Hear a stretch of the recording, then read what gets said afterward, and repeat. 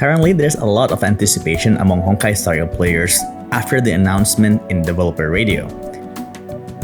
Characters actually getting a direct kit buff? Most likely. Is Hoyoverse really doing this for their big games in this economy? Anyway, welcome back to another video, guys.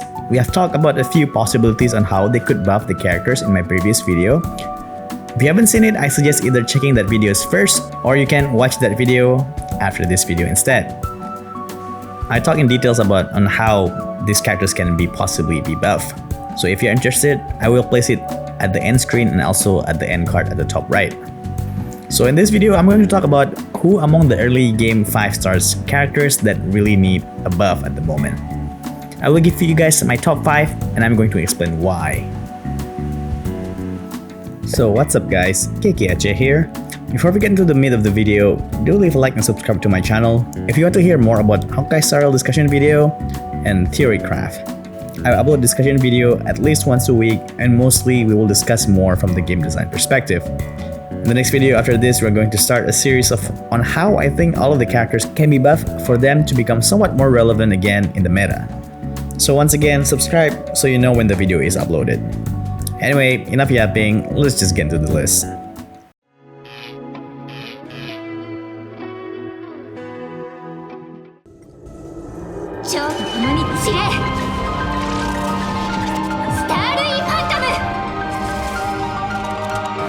Alright, number 5. Seele. As the first limited time character, I think that Seele can still deal a pretty good amount of damage, especially if she can take the most advantage out of her talent. But the way she's dishing out damage these days is a lot more situational compared to someone like Dr. Ratio or even Fei Xiao especially, that has gotten a lot of follow-up attack support. If you notice right now, Seele alongside our poor boy Yanqing are the only 5-star hunting characters that still operates like a traditional DPS. Topaz, Ratio, and Fei Xiao are follow-up attackers with tons of support, and Budhil is a break character that is blessed with a really strong mechanic, the Super Break. I'm not putting Yanqing in this list because he's a standard character, and I think there are quite a bit that needs fixing for Yanqing's kit. Plus, buffing DPS is completely different from buffing a support. So from the Han path, I decided to just put Seele here. So Seele is the only Han unit that still mostly relies on her own ability and just outputs raw damage. Currently, in order for her to be able to obtain buff, she needs to defeat the enemy and then trigger her resurgence to get the quantum penetration, or through using her ultimate to get damage bonus. So with the current meta is that all the enemies in the battle are tanky, or if fighting a boss that doesn't summon a minion, she won't be able to deal as much damage because she needs to trigger her resurgence. Also, since her damage mostly comes from ultimate, and after that her skill, so when the ultimate is not up, she's quite skill point hungry, especially if she's paired up with her best buddy Bronya. So as you guys have noticed, she's way too slow to use in a most difficult challenges.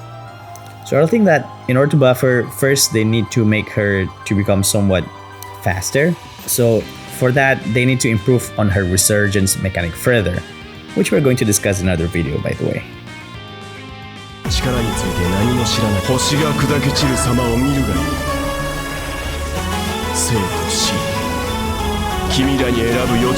Number 4. Weld. Okay, this one is very much a personal choice because Weld honestly is my favorite character in the game.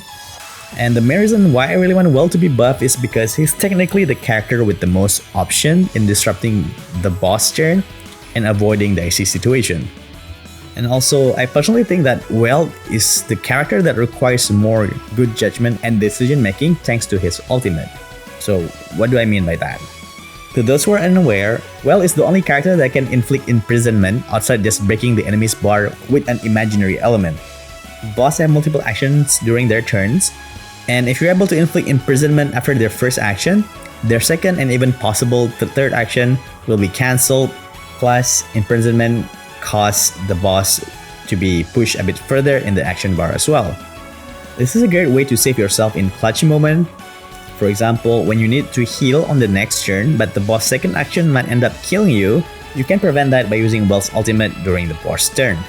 Another very neat application will be if the boss is the type that buffs themselves or calling minions on their second action. By using Well Ultimate, you will be able to skip that, giving us more time to have a better control over the battlefield. In the earlier version, Well was my go-to character to use, because with him, I managed to clear the challenges with 3 stars and make the most out of the challenge bonuses like the one in MOC. So yeah, I personally think that Well makes the overall fight to be a bit more interesting by adjusting the flow to our favor with his ultimate.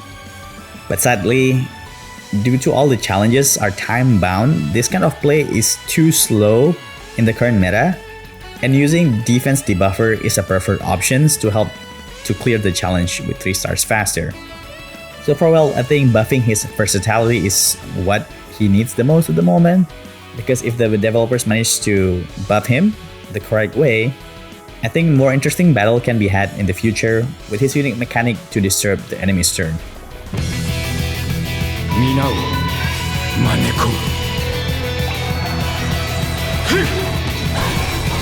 Number 3, Blade.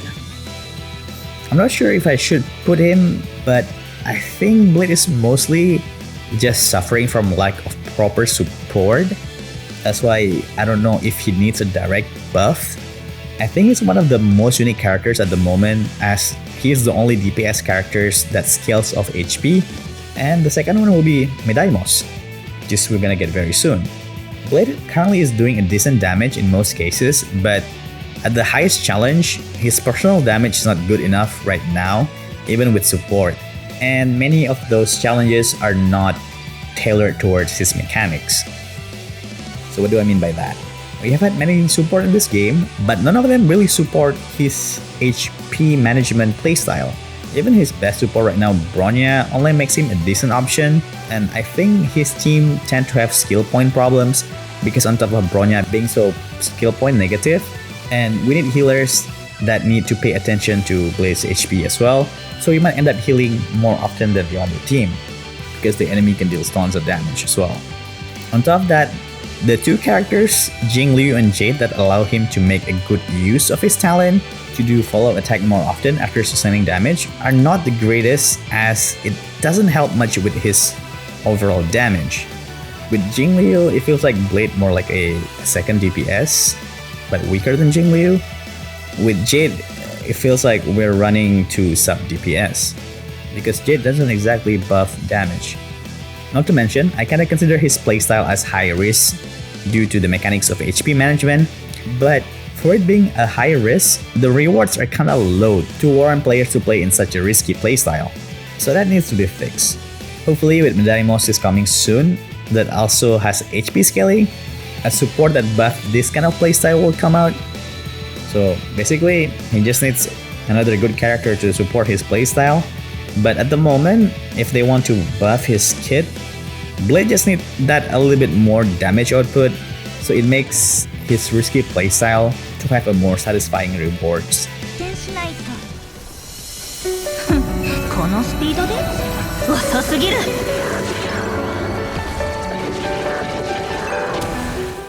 Number 2, Silverwolf. Honestly, Silverwolf is still a great character that is able to produce all kinds of debuffs on the enemy. If she is used to just to fight a tough boss that doesn't have time limit, I think she's still a very great option because her debuffs helps in a long fight. But this game has been designed in such a way that attack and speed down on the enemy doesn't really matter as long as we can just deal as much damage as possible. It is such a shame for a turn-based game. On top of that, these days all challenges rarely even get a boss that fights alone. Heck, even on Apocalyptic Shadow, where it's supposed to be a boss rush, the bosses and even the elite enemies are able to summon minions or they're never alone, which puts Silverwolf in a bit of an awkward position due to you need to inflict debuffs on the enemy one by one, comparison to someone like Jiaochu or even Pella.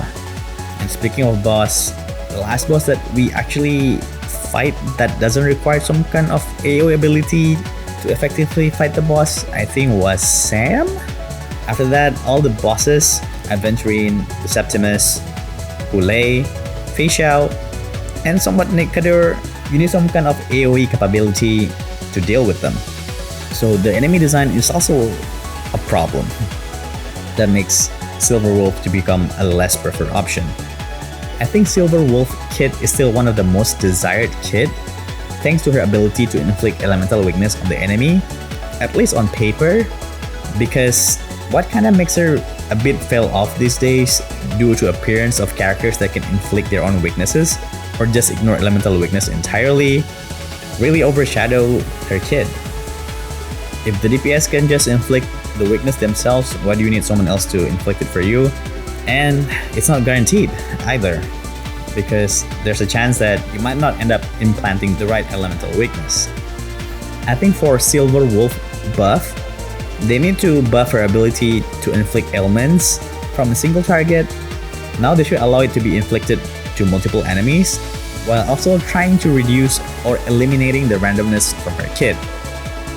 If you're curious about my full thoughts on how her kit should be buffed, don't forget to leave a like and subscribe, and wait until her full buff discussion video comes out.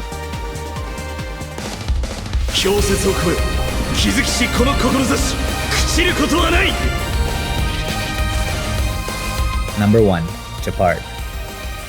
You're asking on why I'm putting Gepard on top of my list? It is just because he is technically the only usable non-limited character to be used as a tank that all players have a chance to own. I want him to be buffed so that players without any meta preservation characters are able to utilize him to help them clear more difficult challenges, or just even a second option beside Aventurine for tanking with a shield. Right now, Gepard, his tanking capability is still pretty fine since he can produce a pretty beefy shield, while also if we can increase his aggro point with Light Cone, so he can attack more often, he's still a pretty damn good tank. The problem is that is pretty much what he does. It is just that compared to a limited character like Fushuan and Aventurine, Gepard doesn't provide enough utility to help clear challenges faster. It's not a sub DPS, a debuffer, or a buffer as his second main role, unlike Aventurine and Fushuan. Once again, right now most of the difficult content is a time-bound challenge, and Gepard is way too slow. So in buffing him, for sure, he needs to do more than just tanking.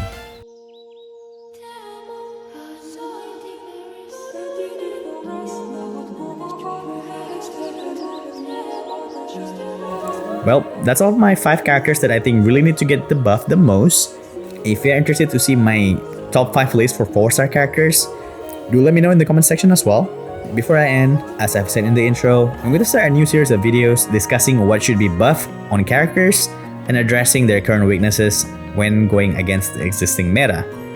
So I hope you're excited for that, and if you're new around here, do leave a like and subscribe to my channel so that you will know when those videos are uploaded.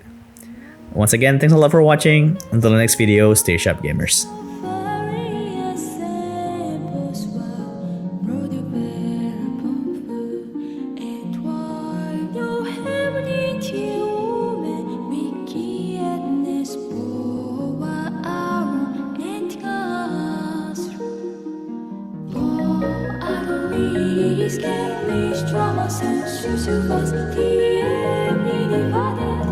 Oh, why don't you love me?